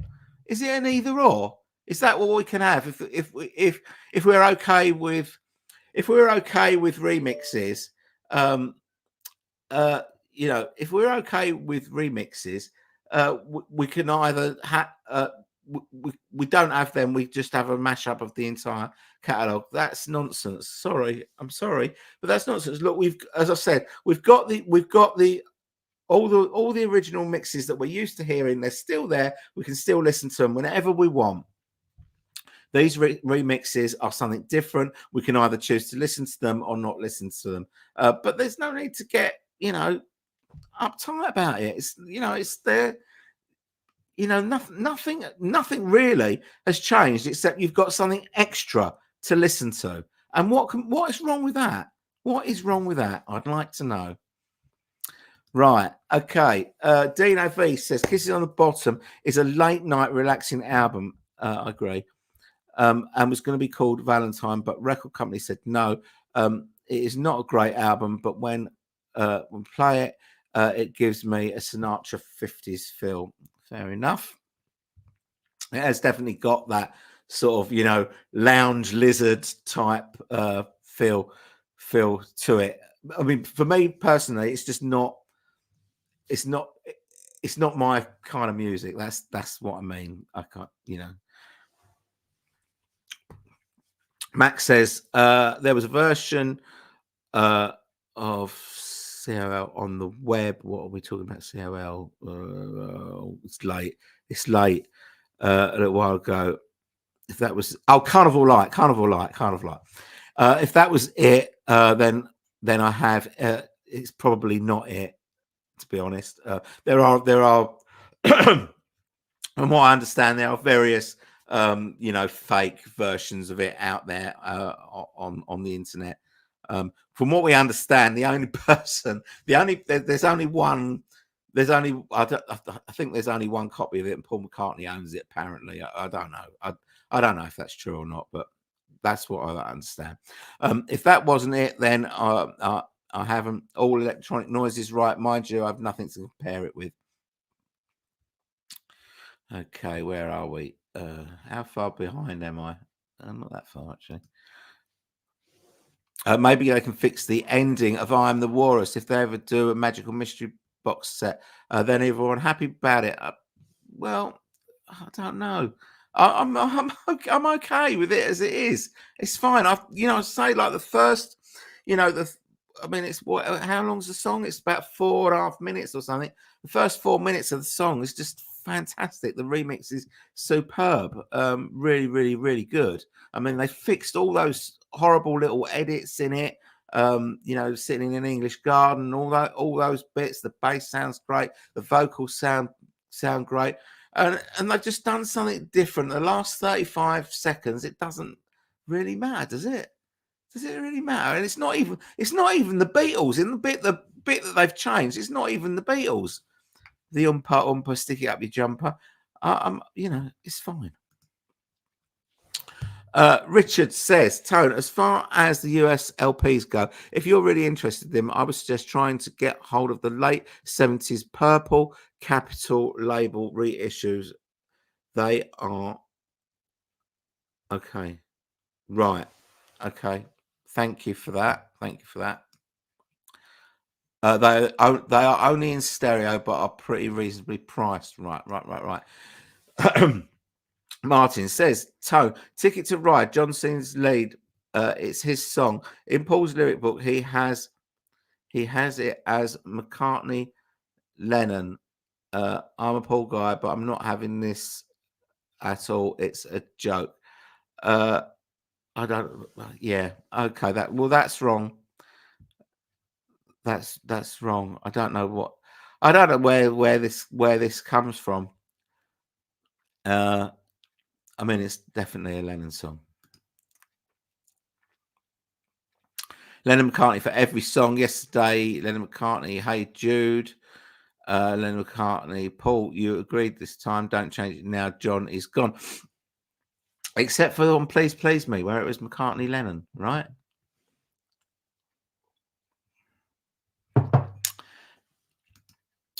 Lee says, if John retitled this song Woman is the Light of the World or something positive, a celebration of women instead, it would have been as popular as Imagine.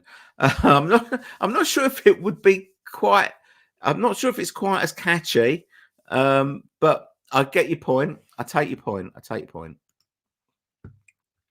Patricia said they should not pick and choose which archive collections to do or not to do. It makes the overall project incomplete. I think that they've just got a fixed scope of what's supposed to be included, as far as I know. Lee defends George guitar to death, and that is commendable. If Paul was the better guitarist, why was George playing lead? Because he was better. That's why. And he was a bit busy. He was a bit busy with the bass and the piano and the singing. I mean, I think George is a better guitarist overall for sure. Dino says McCartney 2 Frozen Jack was recorded in 1979 on was it on Japanese albums. It's titled Frozen Japanese. Yes, it is. Yeah. And the word Jap is offensive, like the word on. Yeah. That's true. History's history, and I don't want it changed, says Martin. Quite right, too. Also, Parlogram made his channel aware of a great new book on tug of war LP by a Japanese author. The book is in English, Japanese, and looks great. Can be ordered from the. Yeah, I saw that. I saw his video. It. Am I being paranoid? It was very similar to my video, I thought. about what's coming in 2024. Even some of the words were the same. But anyway, whatever. But yeah, I did see that. It looked it looked quite expensive, that book, didn't it? It looked quite expensive. Chris Snyder said, I mostly like Giles Martin's remixes. They're usually my go-to. Yeah, I agree. If Banksy, Martin's always got an angle. If Banksy said he was going to give the Mona Lisa a fresh lick of paint, I'd be equally annoyed. Leave it alone.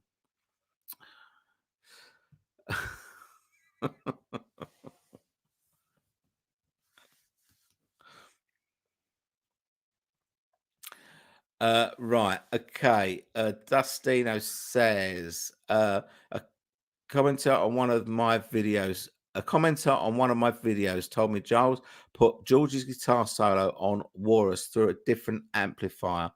I don't know if this is true, but they're claiming this is why everyone is so upset.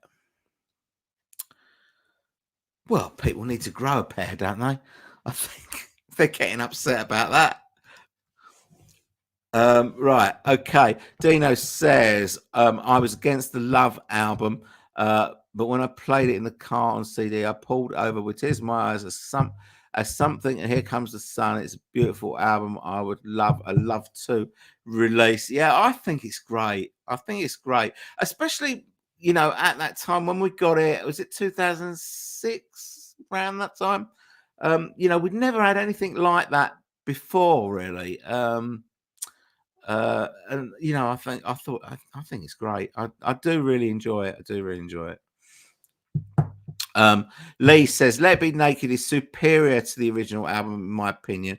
It's got Don't Let Me Down on it. Yes, it has. And it hasn't got, Maggie May and Dig It on it either, is it? On it for a start instead of throw. Oh, yes. You're saying exactly what I've said. The original is still available. Chill. Yeah. I like Let It Be Naked. I do like it. It's something different to listen to. I don't think I'm not sure if all the versions on that are better than what's on Let It Be, but it's certainly got a massive bonus of having Don't Let Me Down on it, which would make any album better, wouldn't it? Derek says, I wish they'd do a solo Love mashup for all four. A solo mashup. That would, I'm not sure that would ever happen, but yeah, be interesting. Bob's here. Hi, Bob. Hi, Tone. Hope you're wrong about giving up on Sometime in New York City Ultimate Mixes. I'm hoping your idea of combining it with the expanded live New York City would make it fly. Well, that was, when we first talked about it, when they first announced it, I said, it is going to be a hard sell. And that would be how they could, they could kind of soften it up by putting in live in New York City. It's John's last ever gig, like full gig. So it's a historic thing. It would give it a good selling point. It's just really disappointing that it's it's flown off the grid. Real shame. Martin says, make the sound quality better. Okay, don't change what's on the album. I'm not sure what we're talking about there. What's that about, Martin? Beatles albums will be remixed again in 20 years' time when high technology changes. Yeah, maybe. We won't be here though, probably. Right. Lee Sanna says, whose bottom is Paul talking about? Linda's, Heather's or Nancy's. Oh, Nancy, you've got to get the context of the song. You see, the song that says that there'll be kisses on the bottom of the. I'm going to sit right down and write you a letter. I think it's called, and at the end it says, and at the bottom there's going to be kisses on the bottom of the letter, not on someone's actual bottom. It was worth doing the live stream just for that, I think. Dino says, Tone, have you got the new Wings live in Australia 1975 CD? No, I haven't, but one of my subscribers was telling me about that. It's brilliant with great chat in between songs, plus Junior's Farm Sea Moon, and you gave me the answer. I'm going to have a look out for that. I haven't got that, Dino. Thank you for that heads up. Mr. J says, Tone, Peter Cobain nailed it on the Yellow Submarine soundtrack because he approached it from fresh eyes. Because Giles has Martin's name doesn't mean he has to be involved in everything that's released. No, it doesn't. It doesn't. But actually, I do really like the Yellow Submarine song track remix. And again, it was kind of, a little bit like that Love thing. I think, obviously that came before the Love thing. It was, the first time we got like a remix, and it was quite exciting, and they do sound very different, but they're not all that great. Not all of those mixes are great. I know a lot of people really like them, but some of them are really, really bright. They're really sort of top heavy, and you have still got, the vocals on one side and stuff like that. So they are not perfect. And I think that some of Giles's remixes are better than some of the ones that are on that. But horses for courses, I think. But I think to say that he nailed it is kind of is maybe a little bit like brushing over it a little bit. But I think for the time, I think he nailed it. But I think now in retrospect, we can get it better. We can get it better than it is now. Martin says Lewison needs to get a move on a proper Beatles book. Brilliant. Yeah. Giving up with that. I don't think it'll ever happen. He's got no money. He's got no money to write a book. He's got no publisher behind him, as far as I know. From what I understand, this is why he's doing these Evolver tours, because he's got to live. He's got to live to allow him to, to be able to write. But he just gets too bogged down with minutiae, I think. Heath says, if they release Magical Mystery Tour box this year instead of Rubber Soul, that would be fine with me. Then we could have a 60th anniversary for Rubber Soul. They would release Help and Rubber Soul both in 25. I doubt it. Yeah, probably not. I kind of like the idea of combined boxes just because we get them out quicker. Because we're all knocking on a little bit. But they kind of deserve standalone boxes, I think. Okay, this is Dino talking about the Tug of War book. Looks absolutely awesome, but it's not cheap. I don't know how much it is. I mean, I'm not sure what it was. It looked like it was like lots of different, label pressings and all that sort of stuff from what he showed in the video.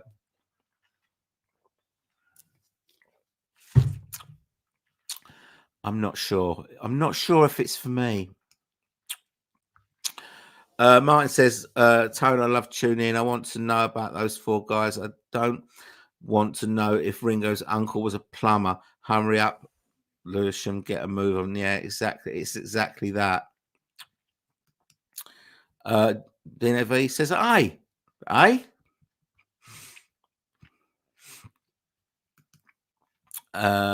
Dustin says, Dino V, loving more love for love. Bring on love too.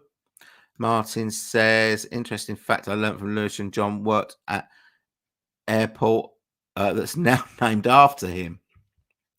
Is that true? Wasn't an airport at the time, I don't think. Right, okay. Anyone got any news on the Brian Epstein film?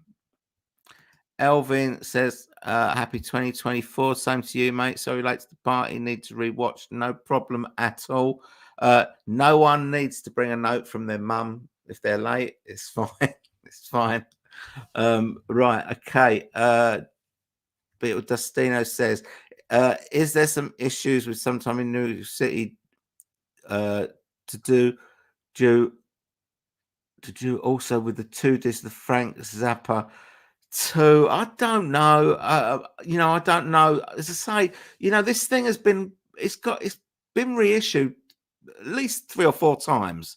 In either standalone reissues or part of box sets. So there shouldn't be any problems with copyright or anything like that, really. Because I'm sure that when these albums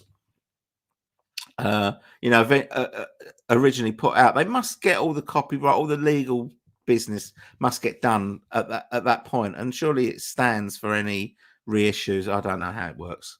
I don't know. I'm not a lawyer, but there you go. Andy says Mark Lewison saw him with the bootleg Beatles at Usher Hall in summer of 22. He explained that writing volume 2 was problematic for 2 reasons. One, he's not a rich man and needs to make a living. Yeah, this is exactly that. It's exactly that. I saw the Evolver 62 show, which was great. But he was trying to he was talking about maybe trying to, because it was a run, I think, of 3 or 4 shows in a theatre in London, but it was only going to be there, and he was having it filmed because he was going to try and sell it to Netflix, so they could put it out, so he could earn some money from that.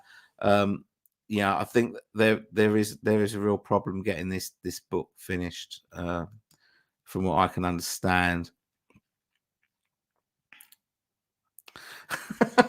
Martin's been delving into Mark Lewison's bank account, and he's not having any of it.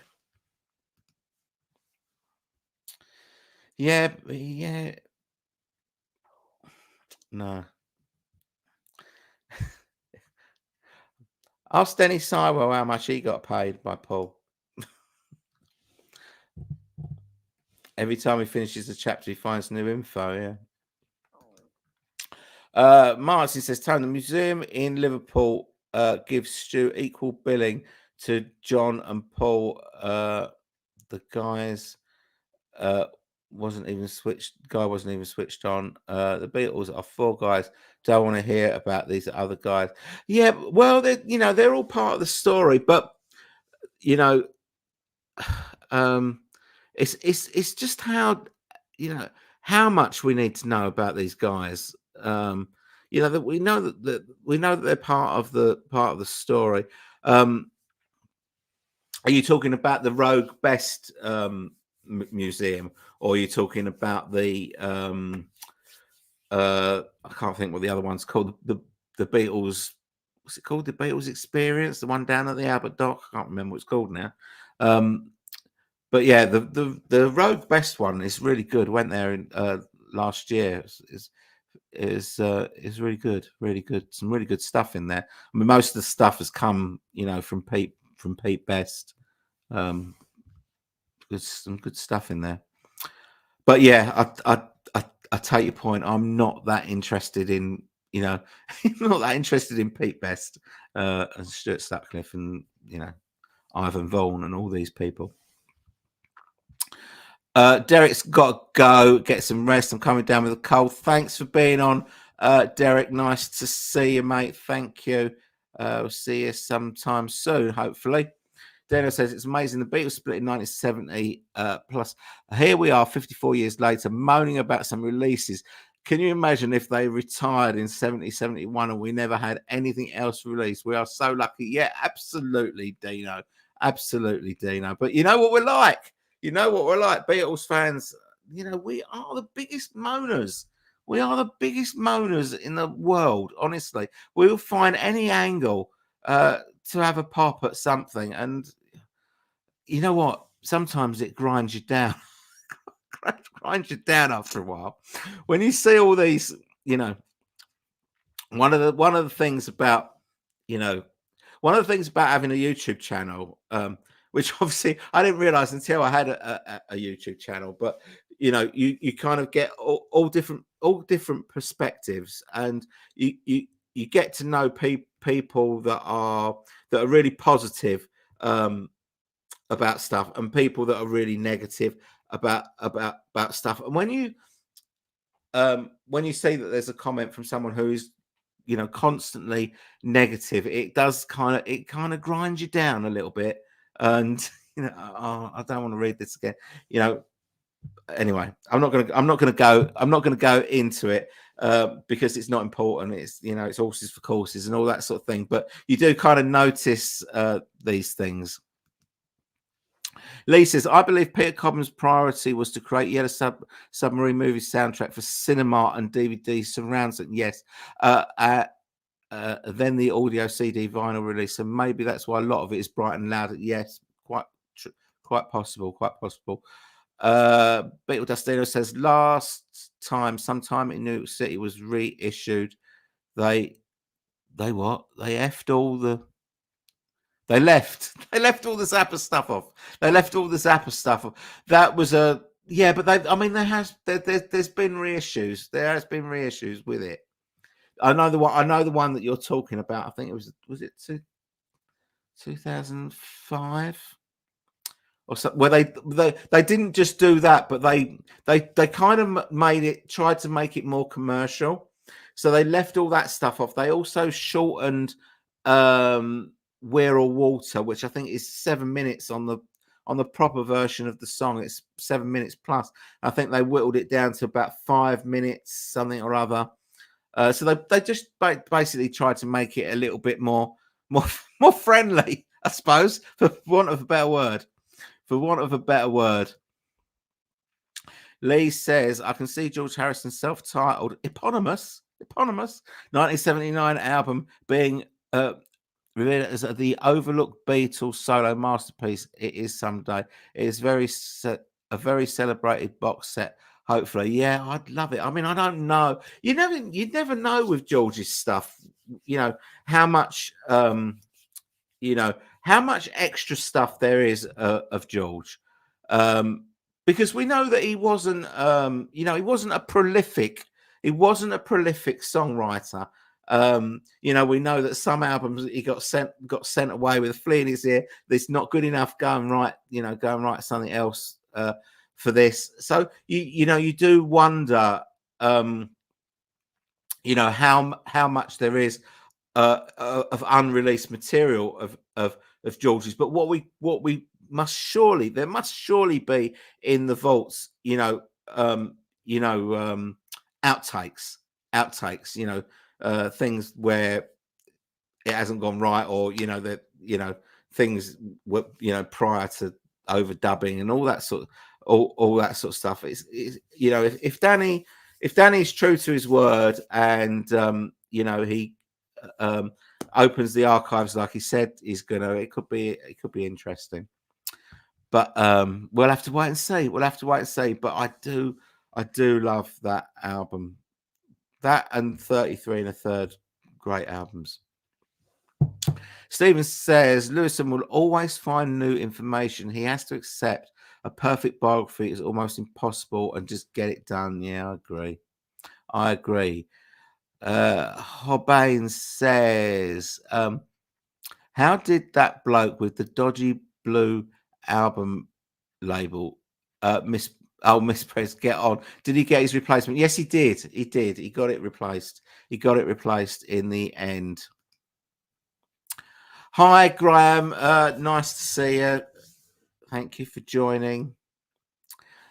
Heath says, opinion on It's All Too Much. Listen on a good pair of headphones, Yellow Submarine song track version, and it is an almighty freak out. My favorite George track, dense and heavy.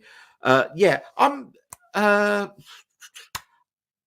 not mad. I'm not crazy about it. But I agree exactly. I agree with what you say. It is definitely freak out. It's psychedelic wonderfulness. I'm not sure it's it's a great track. I don't think it's one of George's best songs. But yeah, it's got its merits. It's got its merits for sure. Mr. J said, I still don't buy it that the original Cavern couldn't be saved somehow. That's a lot of years of regret. That's a lot of years of regret. I can see your avatar is like that, and that's what you're thinking about the Cavern being knocked down in the when was it, 1973 or something like that. Graham said, John was coming home to Liverpool in 1981 till that bastard took him away from us. Yes, he was. This is this is one of those things, Graham, that he spoke about that they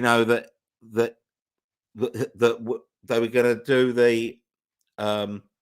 I wasn't sure whether Milk and I guess Milk and Honey would have probably come out in 1981, wouldn't it? And then he would have. He was talking about going on tour, and he was talking about coming to the UK. Was going to be next stop. Was going to be first stop. Just imagine if that had happened. If history could be changed, that is what we. For people like us, the fans don't know John personally. What we've been robbed of is 40 years of John Lennon music, and wondering what he would have done, what he would have created in this time.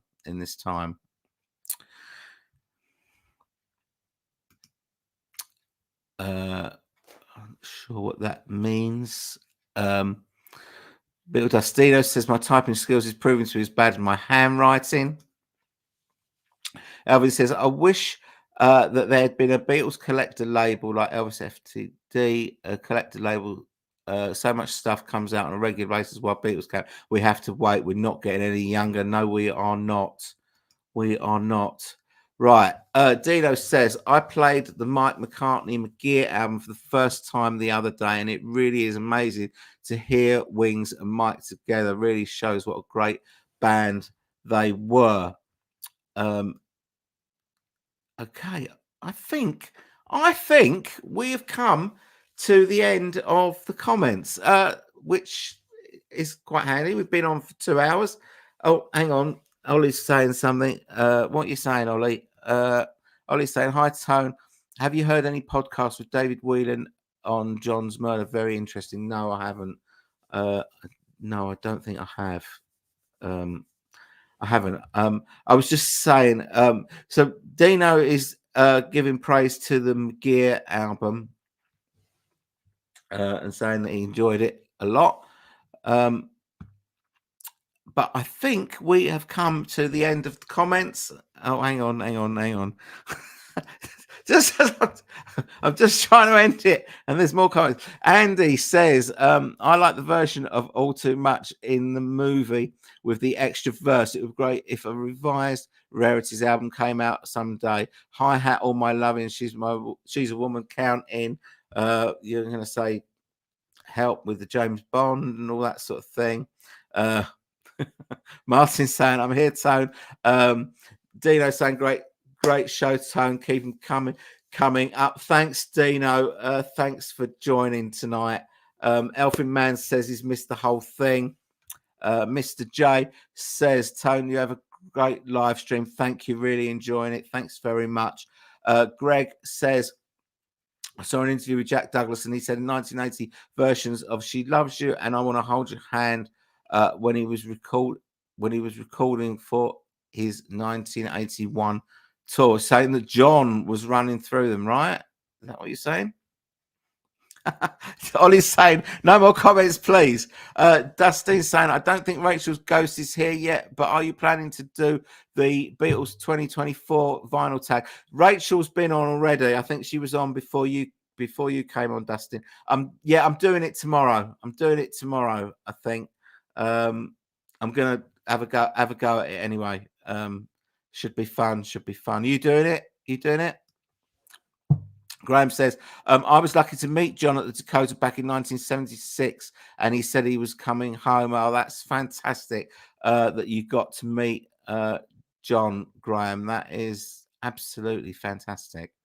I've met Paul 3 times. Never had the pleasure. Yeah, I always worried about meeting John Lennon. Not that it would if the opportunity had ever come up that I would have ever refused it or anything. But with John, it'll just it depended on what mood he was in when you came across him. He'd because you could either cut you down or he'd be nice as pie, and you'd hate to to have that disappointment of a hero. How was he when you met him, Graham? Joseph said, great time, Tone. Thank you. This was fun. Take care. Thank you, Joseph, for joining. These live streams are always a blast. I always love talking to you guys. It's always fun. Andy said, sorry, you missed the start and joined late. I'll let you get off to bed. Thank you. Len Ono says, I think the Beatles XM channel could be as good as the Elvis one without doing outtakes and live stuff if all 4 people could agree on what should be heard. He says, great chat, everyone. Have a great day, evening. Dustino says, also glad I was able to catch this. Glad to have a chat with all. Beatle Dustino's got a great channel. If you don't subscribe to Beatle Dustino, go and check out his channel. Give him a sub. His channel is gathering momentum for sure. Dustino's doing his tag tomorrow. Lee says, Tone, if you could have picked Wings' first lineup using the available musicians of the day, who would you pick? Oh, that's really difficult because for Wings' lineup, he kind of wanted unknown musicians. He didn't want to form a super group, so he wasn't looking for people that were top players, I guess, of the time. He wanted to sort of build it from the ground up. So it's really that's really hard to say. Honestly, I don't know. And it's too late for me. It's too late for me to think about it. Mr. J says that he doesn't think Lennon would ever tour again. Well, according to him, that was his plan for 1981. He said that quite clearly to Andy Peebles in the interview he did with Andy Peebles. That was their intention. Lee says, ciao, pal, ciao. Greg says, thank you for being phenomenal. Thank you very much. Martin says, thanks, Tone. Everyone's saying goodbye to each other. Eddie says, cheers again, Tone, top man. Thanks, Eddie, for being here. Martin says, Paul didn't want a super group so he could be the boss and boss them about. Of course. Right. Okay. That's it. Right. Thank you, everyone who has been on the on tonight. Had a fantastic time. Your contributions, as always, have been absolutely awesome. What can I say? Thanks very much for being on. We'll do another one of these in a few weeks, hopefully, and I'll see you all again soon. All right, that's it. I'm going to wind it up now. Everyone can get off to bed. Well, if you're in the UK, you're probably thinking about getting off to bed. Right. Thanks very much, everyone. I'll see you soon. Bye-bye.